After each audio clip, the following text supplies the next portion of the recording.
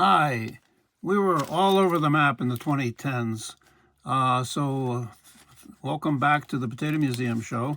We're going to be talking about the Global Food Heritage Project and why food heritage matters. The 2010s started out with us being curators of a major exhibit at the National Botanic Garden. You can see the description there that came out of their catalog. It was called Spuds on Earth. There is the Botanic Garden Conservatory. We were in the East Conservatory here, and you can see how close it is to the Washington's the National Capitol building. It's part of the National Capitol office, so visitors would come into the entrance, go through the conservatories, and then enter here to the exhibit, and this is what they would see. They would be greeted by a couple of Peruvians gathering their potatoes. And here we are talking about it. I remember my dad mashing the potatoes. I remember the sound of him going, yeah. I remember playing with the mashed potatoes and making the gravy go down in little streams and putting the parsley on as little trees on the mountainside.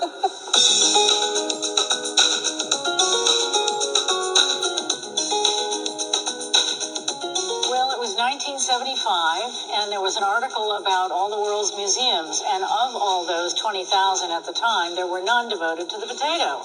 And it went from a tabletop collection to a passion to collect things about the potato and exhibit food in museums. And here we are now. Well, this is one of the most ambitious temporary exhibitions that the US Botanic Garden has ever done. You know, we discovered that here are these people that have devoted much of their lives to the potato who could give us lend us some really wonderful artifacts. And it kind of grew. When we celebrate the potato, we celebrate ourselves. The potato has like 80% water like we do, and it's changed and transformed world history. It's the most important food plant. It provides more food value per acre than any other planted crop. People think they know the potato. They think they know it because they've eaten it, but then they come across our interpretation and showing how it's a world phenomenon. The potato is a native of the Andes in what is today Peru and Bolivia. The potato was carried by the Spanish first to the Canary Islands in about 1570, where it was planted, and then it went to mainland Spain, and then on into Europe and up into northern Europe and so on and so forth. It came back to the Americas, came to New Hampshire in about, 1719, but it came also to Jamestown in about 1620. So it went in a circle, and then many traders carried it to Asia. Captain Cook carried it to New Zealand and Australia, for instance, and it went around the world fairly quickly. Yeah, I mean, you hear about the Irish potato, you hear about the Idaho potato. It becomes so synonymous with the place where it's been. Before the potato, people couldn't inhabit all year round high mountain valleys in Switzerland and Nepal, the Rocky Mountain West. Once the potato arrived, it is a mountain crop. Although it grows at sea level, it grows in the desert. It made possible people being able to stay in those high mountain valleys year round. It has completely transformed places that it's gone. The garden here is also growing some really great varieties outside. Just outside that window I can see them, including the Ozette potato, which is a very old variety that the people of Nia Bay have been growing for generations. Because it is so knobbly and comes in so many different colors, it's very much like us. And there's something about it with which we identify. The potato really has had the largest impact on pop culture that we know of, and yet we love studying all these other foods. I think it's because it has eyes and it has a face. It has bulk, a human look. The most popular classic toy is Mr. Potato Head and his family. First toy advertised on television. You then have the couch potato movement of the 70s and the 80s to excessive television watching. Then you have a counter movement of saying that no, the potato is an active energy food, and you have do the mashed potato, the dance craze. I mean, every era seems to have use the potato in its culture. Everything about the potato is satisfying to collect and understand, and it's a lifetime pursuit for me. That's what you'll never fully understand this subject, and you'll never fully collect everything about it. So I want to thank the Smithsonian for that video, which they have up on their YouTube channel. Meredith wrote this. She did almost all the research for this project, the scripts and everything. And this is what she wrote about why we were doing this, why it's so important. Our goal is to answer that question and to reveal the tuber's tale. Here's some of her early listing of artifacts that could be done and some of the scripts. There's a lot of work. She was in New Mexico. I was teaching in Florida, and we would come up for meetings with the staff and with all the other people who were involved in this. But Meredith carried the ball on all of this, and then some friends came to help her get all the exhibits ready and packed. So let's look at this.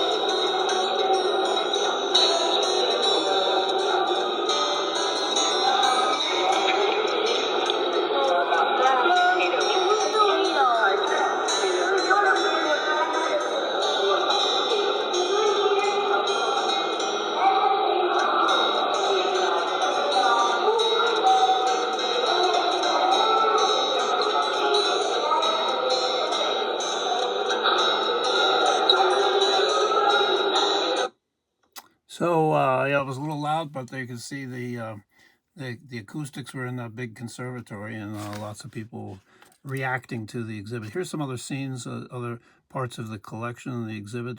The designers did just a beautiful job to put these things together and to keep them safe.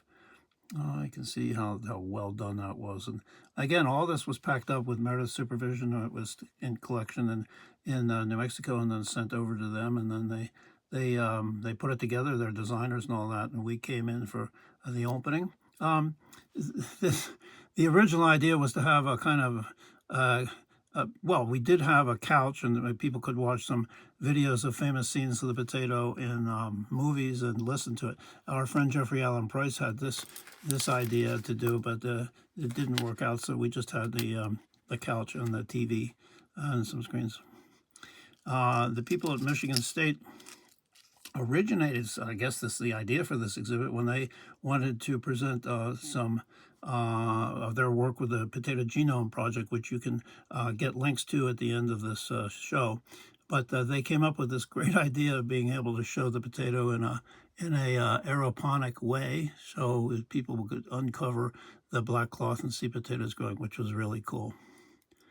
Again, two different universities, Michigan State with their Genome Project, high-tech potato, and North Carolina State with their efforts to determine the origin of the potato blight. Those two scientists offered these panels, of theirs, and that was kind of the beginning of how this took off. And you can see these are the people who put all this together, and the Smithsonian, the Botanic Garden people said, well, we've got these two great displays. Let's see if we can get some more about the potato, and they found us on the internet, and that's how it all happened. Meredith also put together all the materials for a discovery cart, so that the volunteers could be out in the conservatory talking about potatoes and showing people artifacts and pictures that were laminated from our collection. And here's the scripts for the volunteers, and then she trained all the volunteers to do these discovery cards. I don't have a picture of the discovery cards, but it was a big important feature of the program. One night, the Botanic Garden organized this potato nosh with all sorts of great dishes, and people could pay $30 if you're not a member, 35. It was a wonderful event. It was held in the conservatory, and you can see all the different varieties of potatoes and the different things that were offered as treats. And it was delicious and fun, and everybody had a good time, and they also could see the collection, the exhibit, without a lot of other people. Look at some of these specialties, which I was not familiar with, and they were tasty. We did an evening lecture, which was very well received. Lots of good interaction with the public on this. And we've always asked the public to take a good look at the potato, as we have for now 50 years. So another feature was the Wacky Potato Science Fair, a workshop. This was by, you could sign up for this, and we had lots of kids come with their parents and their teachers. And there's the write-up about it. And we Meredith again put together all the materials for the volunteers to, and then send all this material over to them. And then they developed with their volunteers these various stations. There's microscopes looking at the potato, extracting starch and seeing how a potato starch was used for first color photography. And you can see how you can make plastic out of potatoes, which are very bioengineering alternative to fossil fuel plastics. Forensics, you could burn. We were burning potato chips to make a little powder that you could use for fingerprinting. There's a whole thing about molecular chemistry. So many wonderful science experiments that you could do with a potato. Density. There was a project in which you could use potato chip packets, you blow them up with air, and launch them as rockets. And then, of course, getting electricity from potatoes. My students down in Florida helped me develop some of these science projects we incorporated into the science curriculum, and they were very, very helpful in trying some of this out. I got so interested when I moved to Florida to teach in Florida food history that I developed, I went all over the state learning about it, and I put what I found into the Tumblr blog. And here's the Julia Tuttle, founder of Miami, and she's got this dress with all sorts of interest, this sculpture of citrus history. Another wealthy woman from the north came down and developed a property on the west coast, Bertha Palmer, and she's a very important person in the development of a number of food crops in the western part of the state.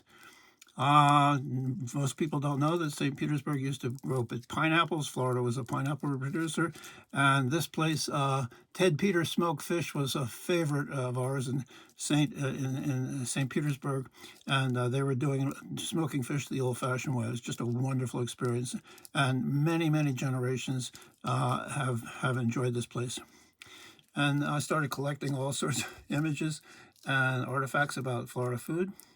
And I put some of that into my book, Eats Pinellas, Food History of Pinellas County, which is where St. Petersburg, Clearwater are. And it used to be one of the most important food-producing places in the whole state of Florida. I have another book in the works, which is a tour around Florida and food history and food sites. Meredith, when we were in 2009, went up to Alaska, and she got so fascinated with food in Alaska that she created her own Tumblr blog about food Alaska, Eats Alaska. Look, and there's potatoes, and there's one of those king crab claws. Alaska, and all across Canada, have these tradition of growing berries or wild berries. And here's this one guy. This community was so honored, so impressed with the strawberry king of Alaska that they set up this display and restored his cabin. Meredith got into all sorts of the fish and food stories. And here you can see some of that. The other big event for us, one of the major events in the 2010s, was a trip we took to 5 places in the South Pacific. Fiji, Queensland, Australia. We went over to Bali in Indonesia, or New Zealand, of course, and then up to Hong Kong. So these were 5 different seasons. It was really interesting that we did that. And the purpose, the mission, was to discover what food heritage sites and stories are being preserved and to what extent they are available to the public. We did this similar thing all around France. Of course, we were very familiar with France. We were being paid to write a book, and we did a lot of research so that we knew what we were looking for. In this case, we went without any prior knowledge of these food cultures and interests in these places. So we were just open to discovery, which was wonderful. And we hope that that's a model for other travelers who can learn to experience food stories and have a reason for the trip. One of the things that we found that these 5 places had in common was the sweet potato. You can read about it there. So we flew from Los Angeles to the big island of Fiji, and it landed in Nadi.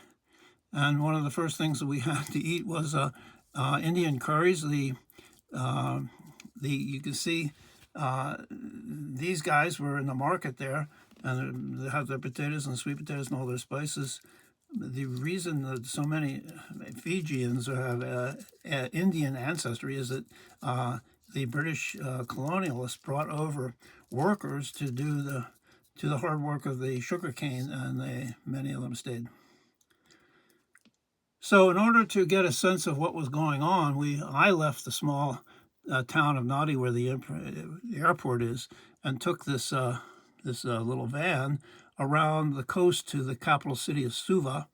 And along the way, we stopped in various places. People got on and off and eating and all that. So I just got to see how Fijians travel around their major island.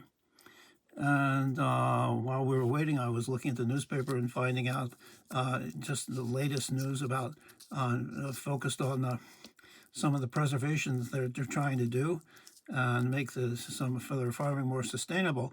So that became something that we did everywhere, is look at the local newspapers and watch the TV to get some clues as to what the food issues were.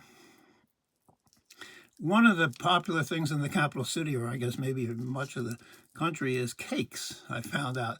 And they have these cake takeaway places, and you can see them there on the left. Another thing that is extremely popular in the Pacific Islands, especially, is kava, and it's kind of a little bit of intoxicating beverage that here these guys are showing tourists the traditional way of making it. And you can at the airport store, you could buy one of these kava bowls, and you could go away with some of this processed powder. And you can see that the roots are hanging down there. It's a root of a pepper plant, and they would be processing and grinding it up and then soaking it. One of the things that we for sure did in all our travels is go to local museums. This is the National Museum of Fiji, and find out and focus on their food traditions and culture. And here, this is talking about their fishing traditions. Another thing we learned about was sea cucumbers, which was a huge trade. Chinese, especially, had found that sea cucumbers, bêche de mer, were a delicacy. And the sailors, Americans out of Salem, Massachusetts, were instrumental in this trade, and you can see the whole history of it in the museum.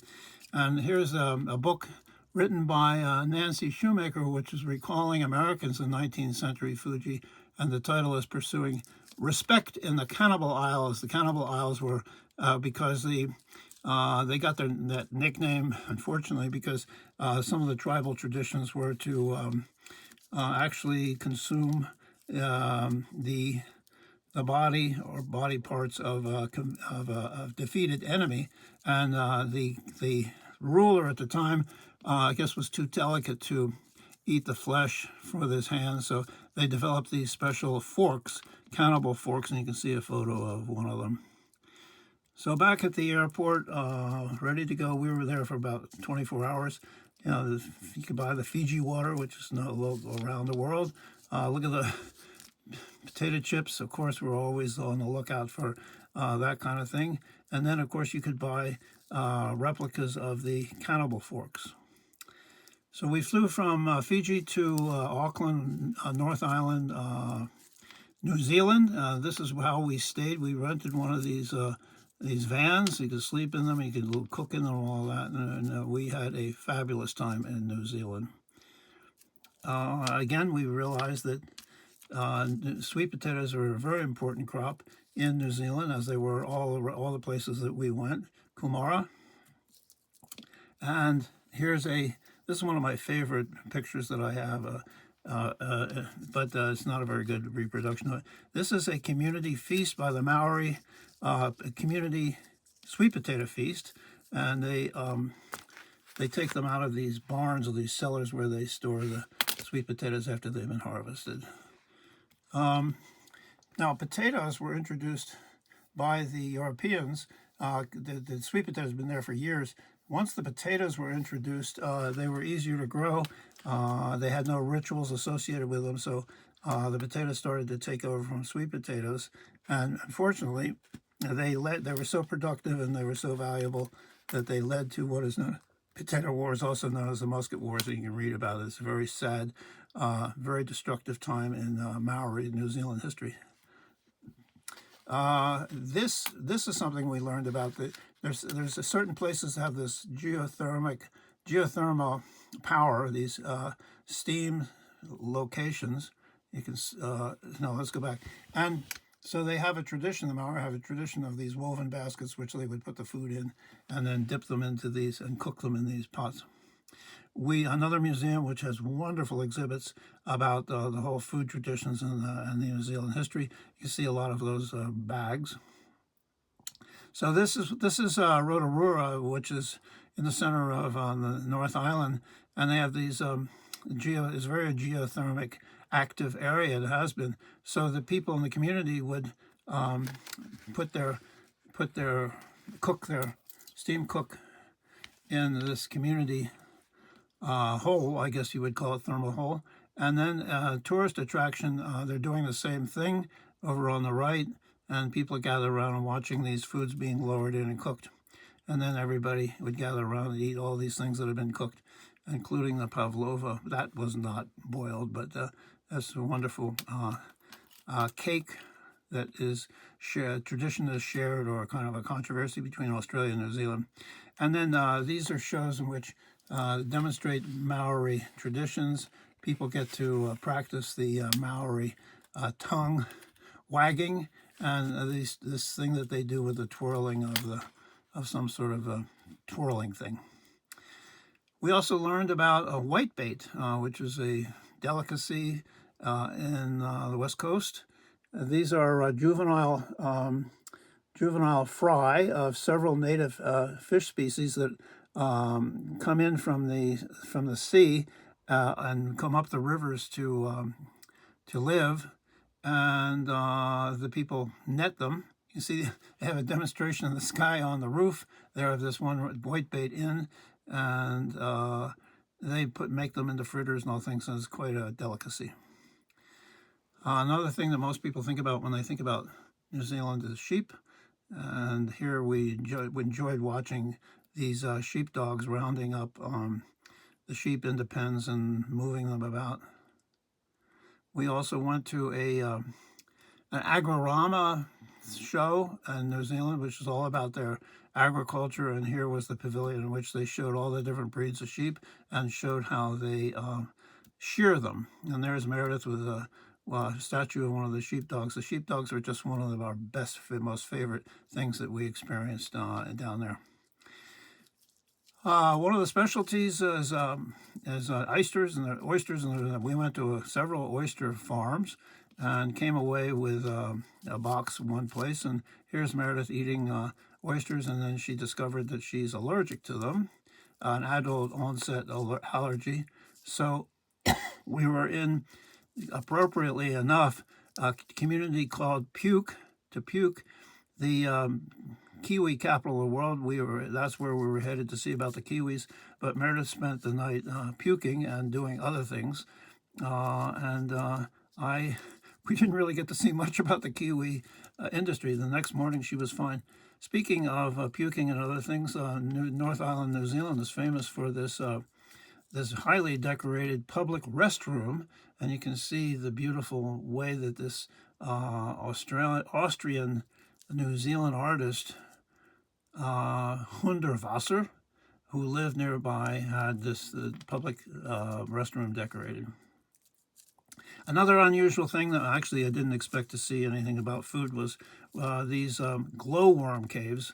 And they take you on a boat and you go through this underwater, in this cave in this river, and you get to see these glowworms, phosphorescent, the little creatures, and it's just spectacular. But the entrance to this, the visitor center, is designed and built in the shape of an eel pot.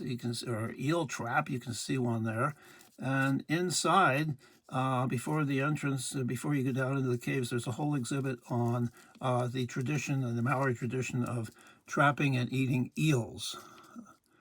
On our way back to the airport, we stopped in this community. I think it's what is it? Aurora, I think, and I think it may be something to do with the hometown of the first man to conquer Everest in New Zealand, Edward Hillary.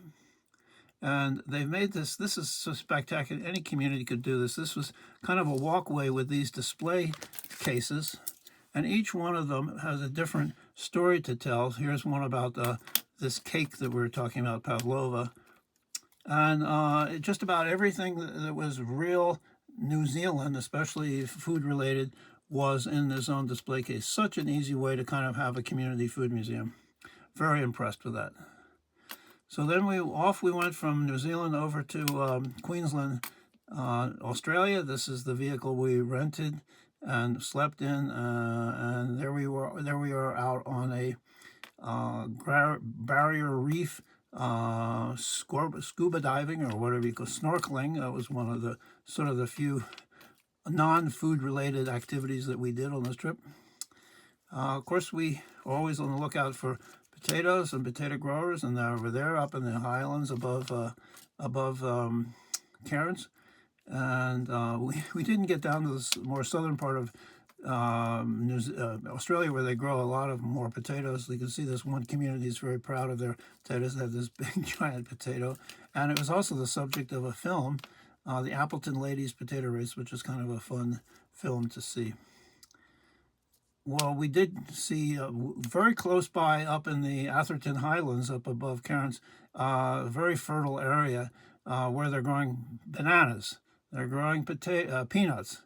They have coffee plantations. This was a spectacular place, and really enjoyed visiting with them and seeing the coffee being grown and processed. There was even a coffee museum, which was just most comprehensive possible collection of coffee pots and coffee paraphernalia from all over the world. Very well done exhibit, and a nice restaurant and cafe. Then right near there were two different tea plantations. This one was more self-serve, the tea, and then this one was much more industrialized. They give you a tour of the fields and a close-up of the tea plants, and then they take you in to see the processing, and then they give you a full English clotted cream afternoon tea with all the jams and scones and all that. It was just a wonderful experience. We also, up in the tropical part, off the Atherton Highlands, went into all of these tropical fruit places, took a walk and got to taste all sorts of things. Some of these fruits I had no clue what they were, but they were deliciously made into ice creams. And another place that we went, this is completely unique to New Zealand, is the platypus area. It's kind of a stream where they live. They're kind of hard to see, but this pub, kind of an inn, specialized in, well, you can see the platypus is set into the concrete shadow of it, and that was a great meal that we had there. Two other wonderful animals that we came across was the cassowary, was a really huge, kind of a dangerous bird to get close to, but there's a there's a statue of it, and these wonderful tree kangaroos, which we enjoyed seeing in this other part of the tropical part of Queensland. So from Queensland, Australia, we crossed to Bali in Indonesia and went to the city of Ubud, which is up in the rice growing area. And the whole purpose of the trip there was to get to close up with rice and the rice culture, which Meredith and I are not terribly familiar with.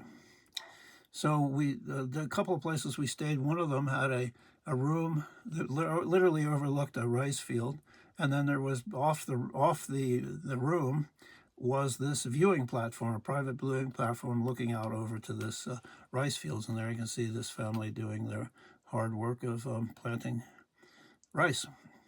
One of the features up above Ubud was this rice field walk, and it was just you would walk along these narrow trenches, these narrow paths between these flooded fields, and this place in the middle was a guest house that you could rent. And if we ever get back there, I certainly want to stay in the middle of this rice field. And here we are sitting, gazing at the rice, and the different processes. Here's a little rice seedling patch, and then some of these other places are these spectacular hillsides of terraced rice fields, which were just mind-blowingly beautiful, and is fascinating. Equally fascinating were the Indian runner ducks that are used to weed the rice fields and to get rid of the bugs and all that sort of thing. And we watched this guy come out in the morning over on the right with his flock of ducks ready to go, ready to work. Here's another guy doing the same thing, and you can see how adept you can be walking on these narrow ridges that separate the terraces. We noticed that these ducks were honored in decorations, and this is, I think, along a paving or something, and then this was an artwork, and then we were able to acquire later this wood sculpture of one of these ducks. They not only have these ducks working hard, but they eat them. Dirty Duck Diner, there you go. And I think I did try a duck. You can see it. We ate so well in Bali, and just such a extraordinarily rather inexpensive feasts that we would have. Also got up close watching the harvest, because in Bali they're growing. They have rice is like 3 or 4 different stages of growth, and in this case we came across them the harvesting, and I got a chance to try it. There's an artwork. There's lots of artworks associated with it. We went to a museum, the Subak Museum, in a town west of Ubud that explains the whole history of rice, and especially the rice irrigation system. And right down away from the museum was, right in the middle of the street, was this statue of them bringing the rice in, and you can see the mother and the child moving down. So we also learned, so at this museum they had a demonstration of the irrigation system outside, which brings water from the volcano mountainous areas and funnels it all the way down across the island. And this is a serious the irrigation system developed in the 9th century, and it's been maintained, and it's honored, and it's celebrated, and there are rituals associated with it. A painting that I just enjoyed and I did not buy was this father and son. They're out eeling in the dusk. These terraces, rice terraces, flooded rice terraces, are places where they also cultivate eels.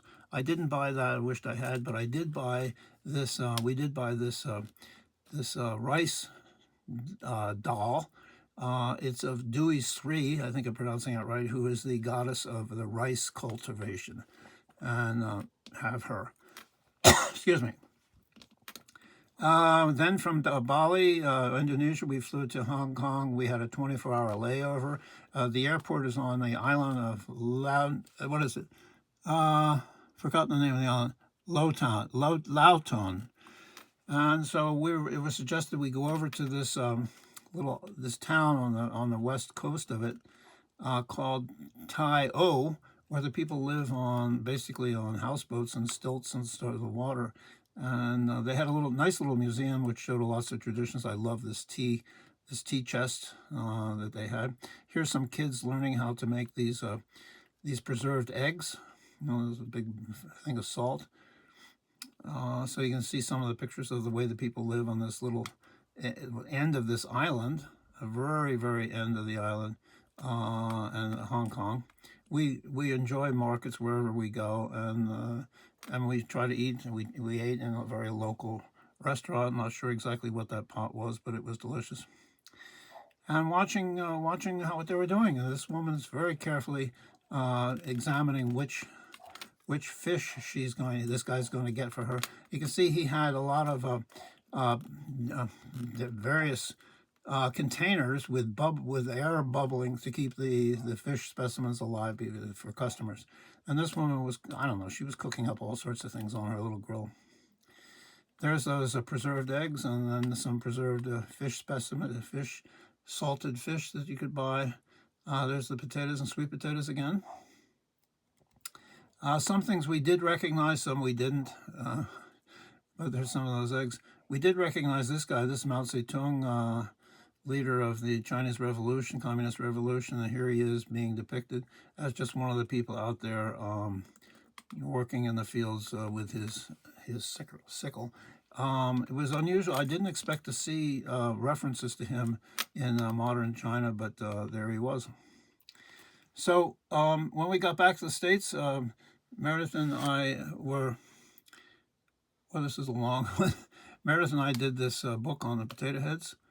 And then I did 2 books about Washington, D.C. with focus on food, Alleys of Washington, D.C. and the hot potato capital of the world. I think that Washington, D.C. should have a nickname, and it should be the hot potato. This is another book that I did, which is focusing on the food heritage sites that we think should be honored, and some other books on the same subject, which you can learn about in the description. And our whole project, the Global Food Heritage Project, and why food heritage matters are also there. So more details on this are in the description of this video. You can subscribe to the Potatoes Show. It's free. It's a way to follow us. And we do enjoy responding to your messages. And next up, our potato and other tasty food pursuits in the 2020s. Thanks for joining us. See you next time.